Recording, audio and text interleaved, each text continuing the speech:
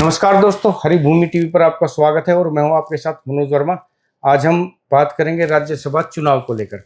राज्यसभा चुनाव को लेकर हरियाणा में नया बवाल खड़ा हो गया है। जी हां, बवाल क्या है उसके बारे में भी आपको बताएंगे और बवाल के बाद जो सीन होने वाला है राज्यसभा चुनाव को लेकर उसके बारे में भी आपको पूरी जानकारी देंगे।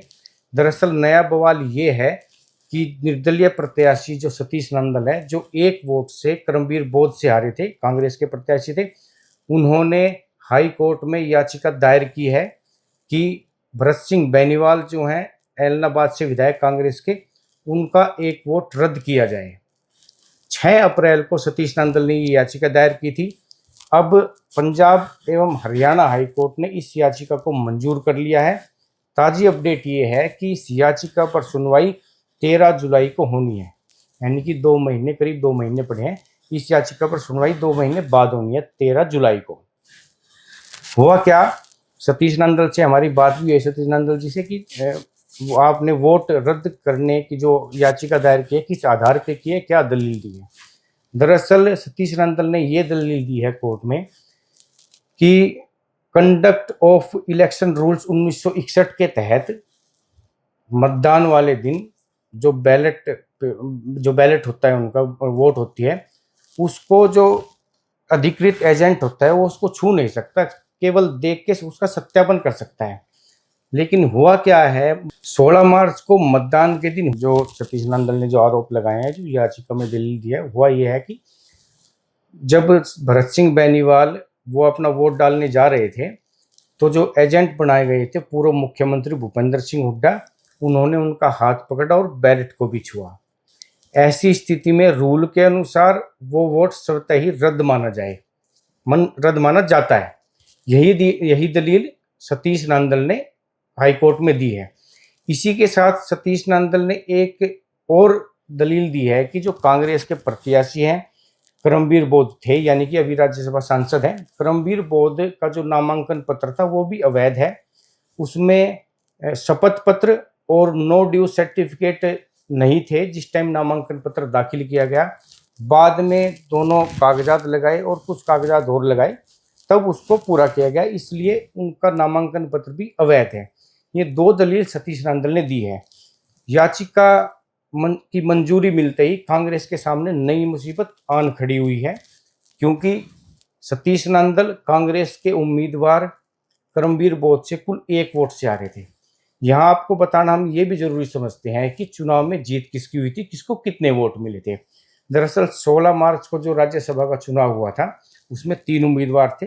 भाजपा ने अपना उम्मीदवार संजय भाटिया को बनाया था, कांग्रेस ने करमवीर बोध को बनाया था और निर्दलीय के तौर पर चुनाव लड़ रहे थे सतीश नंदल। मतदान हुआ, कुल 90 विधायक थे। 90 विधायकों में से 88 विधायकों ने वोट डाले। इनेलो के 2 विधायक अर्जुन चौटाला और आदित्य चौटाला ने वोटिंग से दूरी बना के रखी। जीतने का जो आंकड़ा था 88 कोटा वोट के हिसाब से, तो वो एक प्रत्याशी को जीतने के लिए 30 कोटा वोट की जरूरत थी। चुनाव आयोग ने 5 विधायकों के वोट को रद्द किया था। इनमें से 4 कांग्रेस के वोट रद्द हुए थे और 1 भारतीय जनता पार्टी का वोट रद्द हुआ था।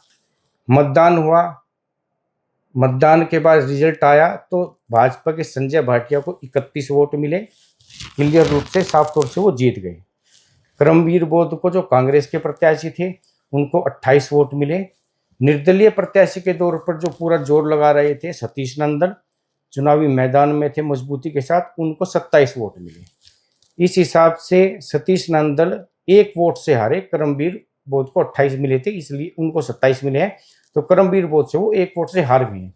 लेकिन अब क्या हुआ कि सतीश नंदल ने उस दिन भी, जिस दिन मतदान हुआ था, उस दिन भी किशन बेदी ने भरत सिंह बेनीवाल का वोट रद्द करने की मांग चुनाव आयोग से की थी। लेकिन पूरा वो देखने के बाद, प्रक्रिया देखने के बाद, आरओ ने भी, चुनाव आयोग ने भी कहा था कि कोई नियमों का उल्लंघन नहीं हुआ है, इसलिए वोट रद्द नहीं माना जाएगा। तो किशन बेदी ने उस दिन भी मांग की थी, तो उस दिन इनकी अपील, जो किशन बेदी की अपील थी, ये मान्य नहीं हुई थी। कहा था कि सब कुछ ठीक ठाक है। अब सतीश नंदल ने हाई कोर्ट में याचिका दायर की है। दोबारा फिर हम आपको बताएं कि याचिका को मंजूरी मिल गई है। ताज़ी अपडेट ये है कि 13 जुलाई को इस याचिका पर सुनवाई होनी है। अब यहाँ आपको ये भी बताना जरूरी होगा कि 13 मार्च को सुनवाई के बाद दो ही फैसले आएंगे, या तो भरत सिंह बेनीवाल का वोट रद्द होगा या नहीं होगा। भरत सिंह बेनीवाल का वोट रद्द होने की स्थिति में क्या होगा कि कांग्रेस के जो उम्मीदवार थे, जो फिलहाल राज्यसभा सांसद है करमवीर बोध, उनके 28 वोट थे। अगर उनका एक वोट रद्द हो जाता है भरत सिंह बेनीवाल का, तो उनके कोटा वोट कुल 27 बच जाएंगे, और सतीश नंदल जिनके पास ऑलरेडी 27 वोट मिले हैं जिनको, उनके पास भी 27 वोट रह जाएंगे। ऐसी स्थिति में नियम ये है, क्योंकि दो प्रत्याशियों को बराबर बराबर वोट मिले हैं, तो ऐसी स्थिति में होता क्या है कि या तो पर्ची निकाली जाती है या फिर सिक्का उछाला जाता है, जो कि कानूनी रूप से मान्य होता है। तो 13 जुलाई की सुनवाई के बाद फैसला होगा कि राज्यसभा की सीट पर कौन बैठेगा, सतीश नंदल या करमवीर बोध। अब जो राज्यसभा चुनाव है, इनको लेकर कुछ जानकारी आपको दे देते हैं कि टोटल भाजपा के पास 48 विधायक थे, कांग्रेस के पास 37 विधायक, इनेलो के 2 विधायक और निर्दलीय 3 विधायक। कुल 90 विधायक थे, सभी को वोट करनी थी, लेकिन वोट 88 विधायकों ने की थी। अब पूरा का पूरा मामला उलझ गया है। करमवीर बोध, ये एक तरह से जो याचिका है सतीश नंदल की, ये करमवीर बोध की जीत के खिलाफ है, जीत को चुनौती देने वाली है। 13 जुलाई को हाई कोर्ट में सुनवाई के बाद तय होगा कि राज्यसभा की सीट पर कौन बैठे।